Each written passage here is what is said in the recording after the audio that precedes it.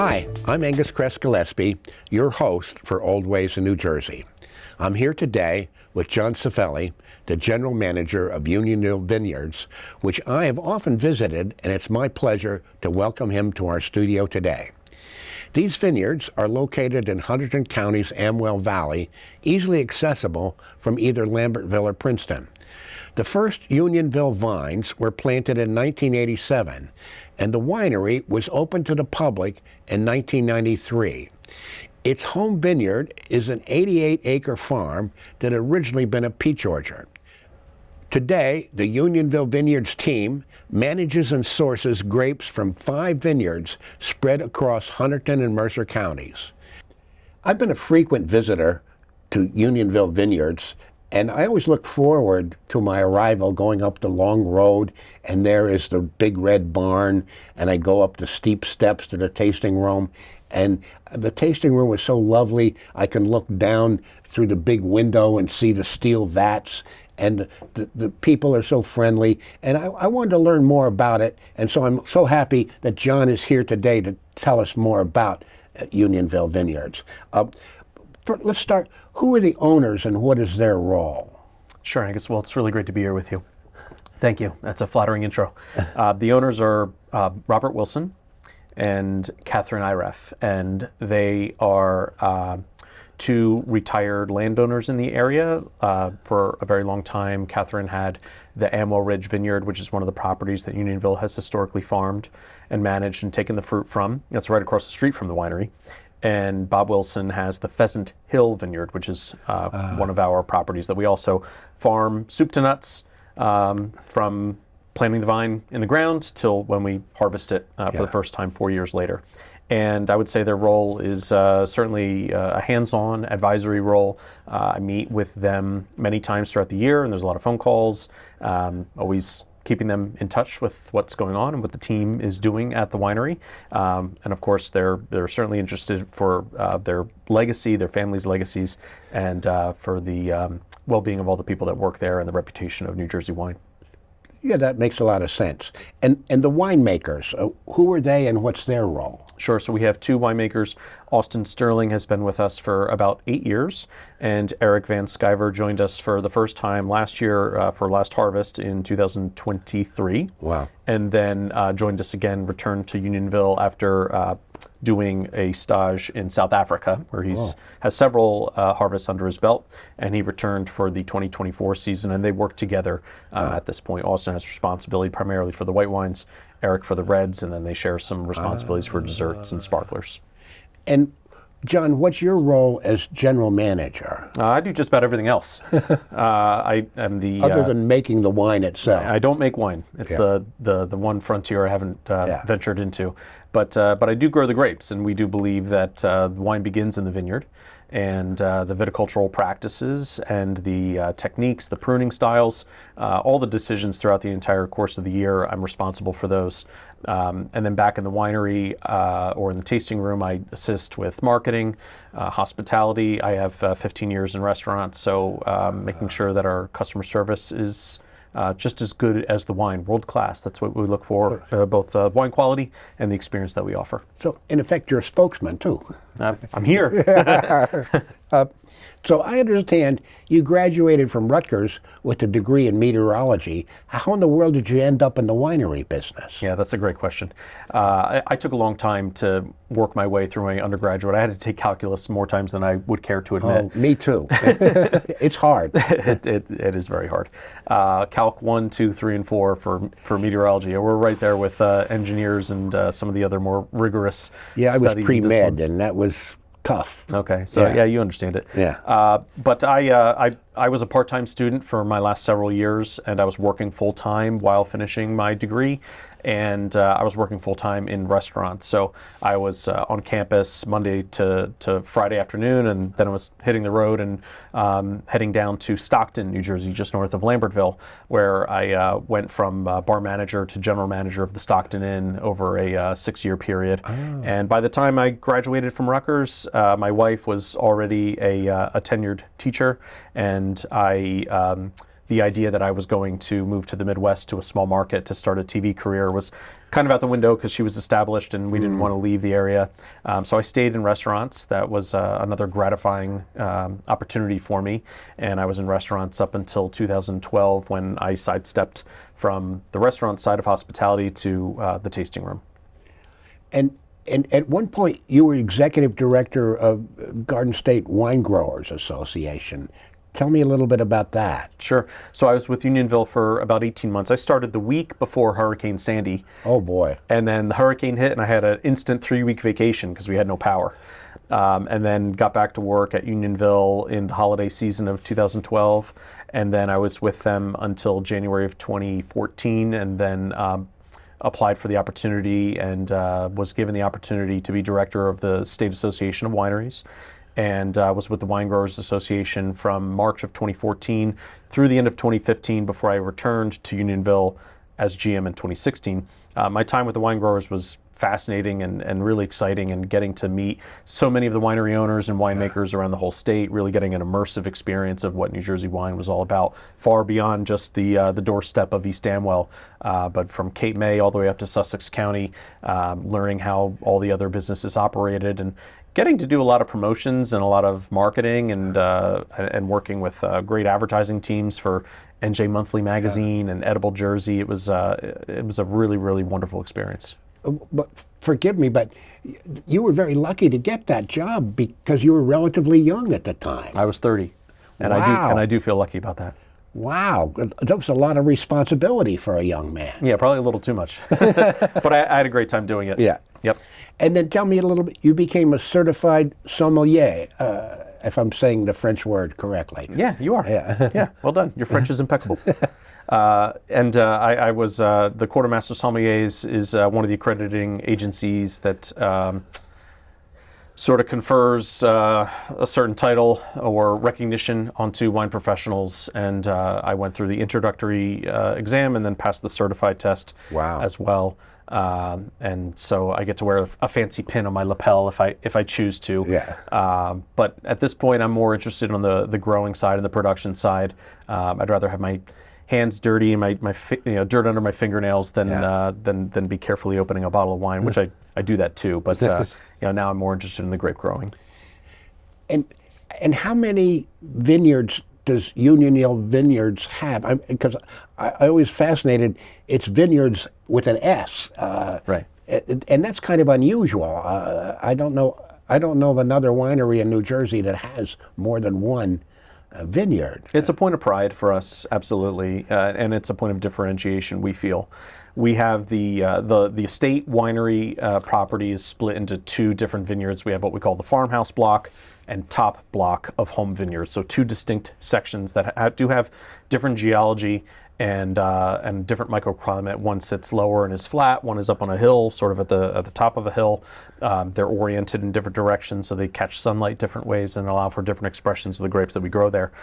We consider Pheasant Hill to be a part of the estate property. That's the vineyard site in Hopewell, where we have 14 acres. We manage a property that we don't own, but we take care of everything, and that's in Princeton. That's on the Great Road just across from Princeton Day School. We call that the Coventry Vineyard, and the owners, John and Kathy Wine, are good friends of the winery. And then we have the Amwell Ridge Vineyard, which was an estate vineyard for us for a long time. Recently acquired by a new couple that are new to the Amwells. We harvested all of that fruit again in 2024 and had one of the best seasons ever. So between all these different properties, we have lots of different grapes planted in different spots. They're the same grape. Pinot Noir, for example, is planted in the Princeton site and in the Amwell site and in the Hopewell site. And in great years, we can take them all separately, manage them separately, keep them separate in barrel, and bottle them separately. And then in the tasting room, show visitors what is the difference between the same grape, managed the same way, grown in 3 different places in Central Jersey. Wow. So I'm trying to figure out, in the Unionville tasting room with the big red barn, there's a vineyard to the left and a vineyard up the hill. That's my amateur reading of it. What was the use of that land before it was a vineyard? So prior to being a winery, The Unionville property dates back to 1858. Wow. And it's been in dairy, it's been in grain, and it was actually a peach orchard at one point in time. And then in the early 20th century, the peach blight destroyed a lot of the peach orchards in New Jersey, including in ours in Hunterdon County. And so that was when we transitioned to, well, I shouldn't say we, it was about 90 years before I was born, but that was when we moved from peach into grain, and then dairy came later, and then 1988 is when it was planted to grape for the first time. Okay. And it's a technical question, but what grape varieties are grown? Yeah, well, that's a great question. We focus on the Burgundy varieties. We have Chardonnay and Pinot Noir, about 15 acres total between the two of those. And then Unionville has a lesser focus on Rhone varieties. We grow the most Syrah north of the Mason-Dixon line, from what I'm aware of. We also have Viognier, and then lesser-known Rhone varieties like Marsanne, Roussanne, Counoise, Picpoul Blanc, Mourvedre, and these allow us to make Rhone blends and also varietal wines that are from one single grape. So depending on what the vintage gives us, the quality of these different opportunities, we can either make wines from a single grape, or we could say, well, hey, that's actually improved if we blend it with a little bit of that. So I would say the portfolio changes year over year depending on what the vintage gives us. And there's an annual cycle. The harvesting that takes place in September, October. That's right. And how many outside people have to be recruited to do the harvesting? We have a full-time vineyard crew. We have 4 vineyard hands that are with us year-round. Oh. There's always something to do in the vineyard. In the wintertime, you might think that November and December are when we rest and relax, but when you have a really cold winter, like we have this January, for example, where we've gone down to 0 Fahrenheit twice, those vines, the young ones, the ones that you just planted, they need to be basically buried for the first 6 to 12 inches of the growth above the soil, so that the graft union, where the variety that you are familiar with, Chardonnay or Pinot Noir, is grafted to a different kind of rootstock, that graft point is very sensitive. And if we bury it in soil, it insulates it and protects it from that really cold weather. So we have 4 full-time vineyard hands that work year-round with us. And then usually in the summertime, we supplement and we find maybe 1 to 3, usually high school graduates or college students that, as long as they show some aptitude and have a decent head on their shoulders, I can teach them how to do the basics throughout the growing season. And then in harvest time, we try to find 1 or 2 more people to help us get the fruit off the vine. And with so many vineyards, maybe this isn't a good, what is a soil type? Or does it vary from vineyard to vineyard? It does. Not just vineyard to vineyard, but even within the vineyard, it can vary. And I spend a lot of time on the U.S. Geological Survey looking at the subsoils and the different horizons that are underground there. I've become very intimately familiar with what is going on underground, where a lot of the winemaking comes from, because those roots are playing in those different substrates, and that's influencing what happens upstairs in the fruit zone in a lot of different ways. Yeah. So I would say that our soils are primarily clay loam, silt loam, and we have some sandstone deposits. We have a little bit of limestone at the Pheasant Hill property. So we have very different geology, and that definitely affects the heat carrying capacity, the water holding capacity, and these do affect the final fruit flavor very, very closely. And drainage is key. Yeah. So are you able to grow enough grapes, or do you have to buy them from outside vendors? We don't bring in anything from out of state. That's really a hallmark of Unionville. We have the word New Jersey in our logo. It's hanging on the wall in our tasting room on our big barrel head. We very proudly are a 100% New Jersey grown winery. We are not 100% estate. We have been in the past. We will be again in the future. We've done some different plantings and some expansions and some replantings in some various places.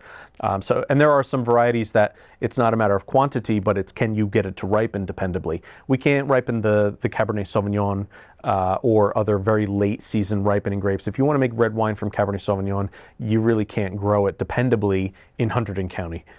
Maybe in Mercer County, but where you have an extra 10 days of growing season. But once you get to the southern half of the state, that's really where you're going to dependably ripen some of the later ripening red varieties.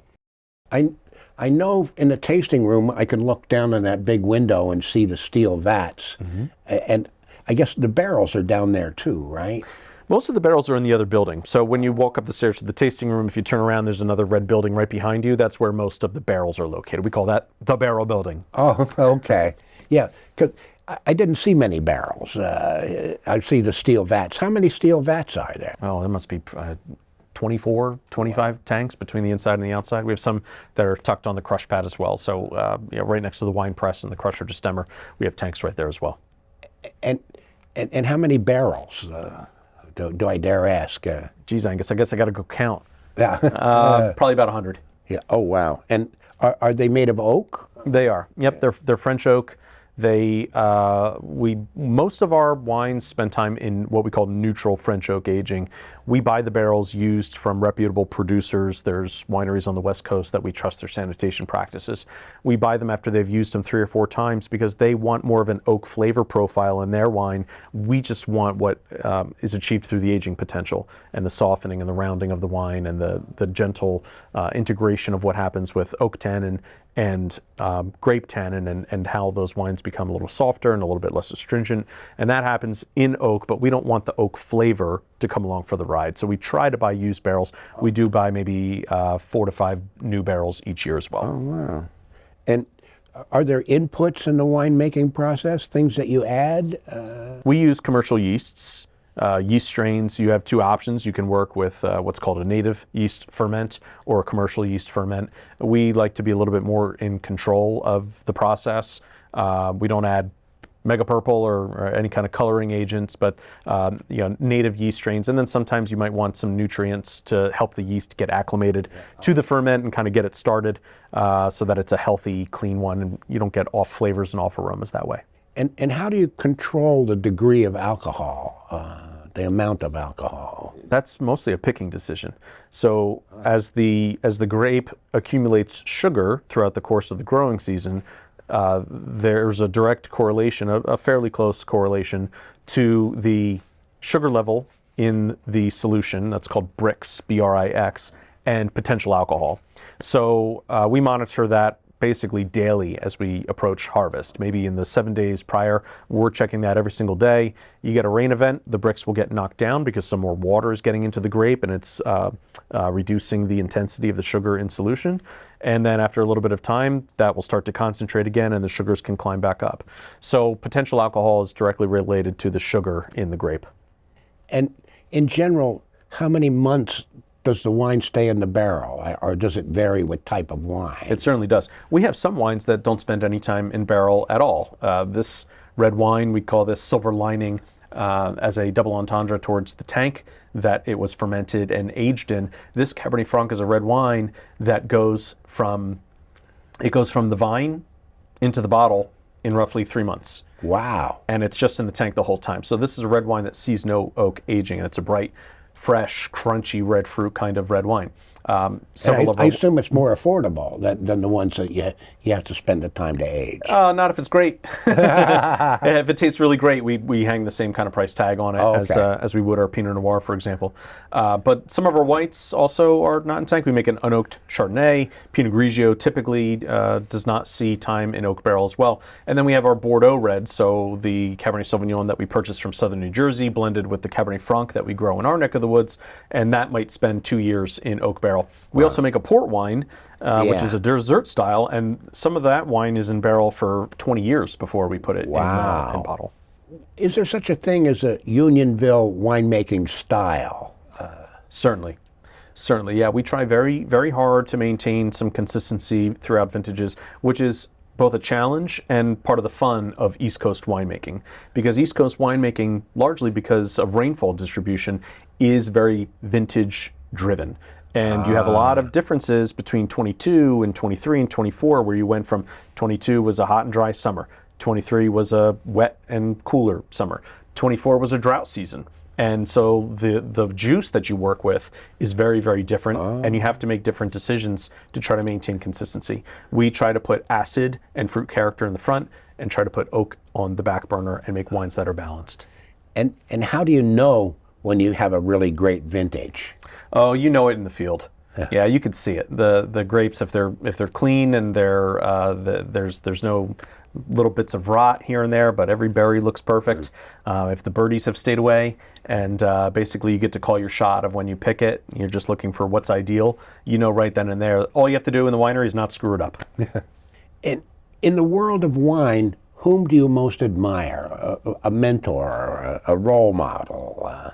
I would say the general manager and winemaker at Unionville when I started in 2012 is Cameron Stark.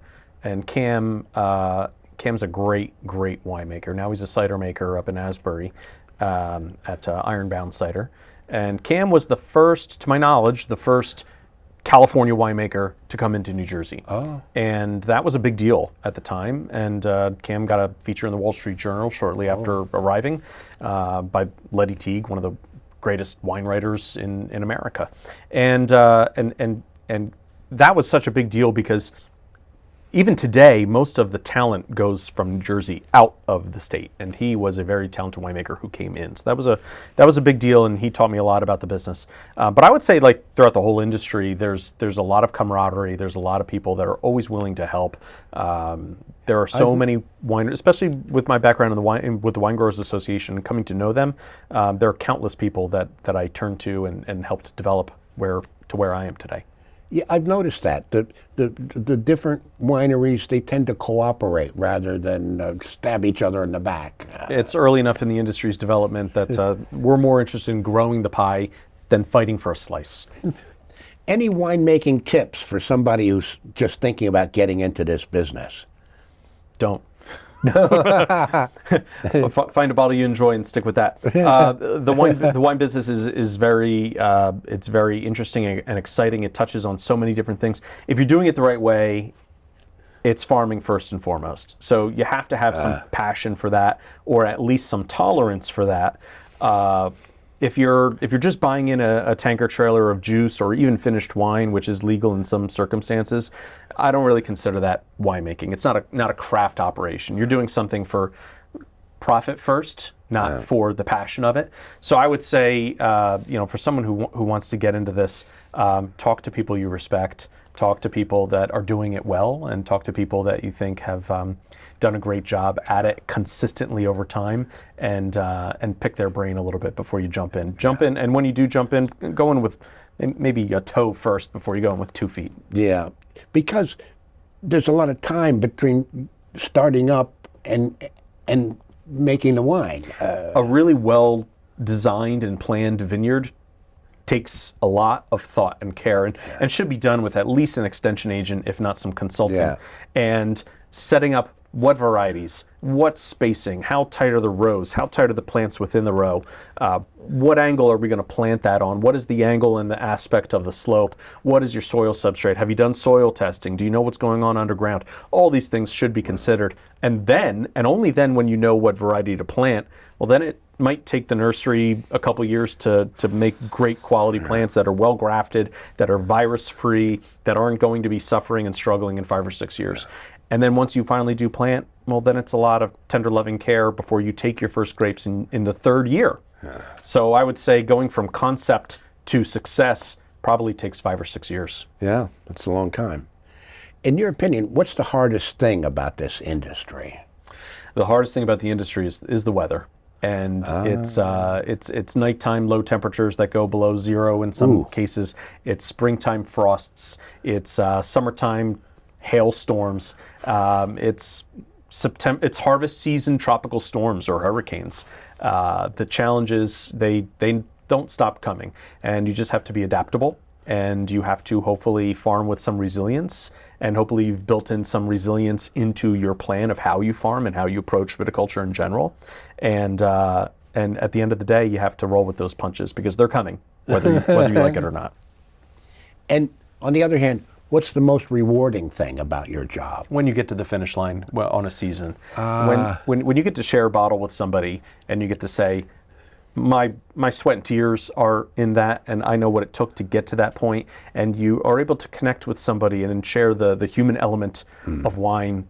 Wine is an opportunity for gathering. Wine has brought people together for thousands of years through all around the world. It's culture. And when you're able to make that connection with somebody and share your passion and have them really understand what it took to make something fantastic that is authentic and from your ground and your work, I can't think of anything better. Yeah, the connection with the land it's there. What would you say are the advantages and disadvantages of of winemaking in the state of New Jersey? Well, the disadvantages, as I've said, are the climate, and you have to be a better grape grower in New Jersey than you do in some of the places that are perhaps more favored and favorably looked upon, and have a little bit better of a long-standing commercial reputation. Napa is what it is because it's an easy place to grow grapefruit. And that's not to take anything away from the people who make fantastic wines out there. But it's a little bit easier there than it is in New Jersey. As for the advantage, we have the world's wine market in our backyard. Being in between Philadelphia and New York, and New Jersey's no slouch either. The number of people in New Jersey that have college degrees are likely to be wine drinkers, have disposable income. This is a great wine market right here. It's why winemakers come from all around the world to do tours and meet restaurateurs and do wine dinners in this area, because this is a very valuable wine market, and I would say the best one in the world. So as New Jersey continues to ascend, the world is our oyster in our backyard. What about the future of winemaking in New Jersey, the challenges and opportunities? That's another good question. I would say that as information moves more quickly than it ever has in human history, and technology is advancing more quickly than it ever has in human history, I would say that the challenges and the some of the difficulties that we contend with in New Jersey probably will be easier to adapt to and to adjust to in the future compared to how it's been in the 70s and the 80s and the 90s and early 2000s. So I would say that as society progresses and modernity approaches, whether we like it or not, I would say that there are definitely some advantages that will come down the pike. There's autonomous tractors now. There's self-driving tractors that can help with labor shortages and things like that. There's mechanization and things that you could do with different tools, whether it's tow behind your tractor or hook it up to that autonomous one, where it might take days to go and pull leaves away from the fruit zone by hand. Now you can hook a leaf puller up to your Monarch tractor, and you can just sit and watch it happen all day while you go take care of something else. So I would say that while it is more difficult to grow grapes in New Jersey compared to some other parts of the world, I would say that the delta between New Jersey and other places is lessening. I've spent a lot of time in the Unionville tasting room. That's a place for the amateurs to go. And Therese is the manager there. She's very hospitable and takes good care of the guests. But I wanted to ask you, as general manager, the big picture, what is the role of the tasting room? What are the private events? What are the special events? How does this figure in the big picture? Well, we can make all the wine we want, but if we don't share it and nobody buys it, well, we don't have much of a business. So I would say that's it's just as critical. And like I said earlier in the conversation, we want to make world-class wines, and we want to serve it in a world-class hospitality setting.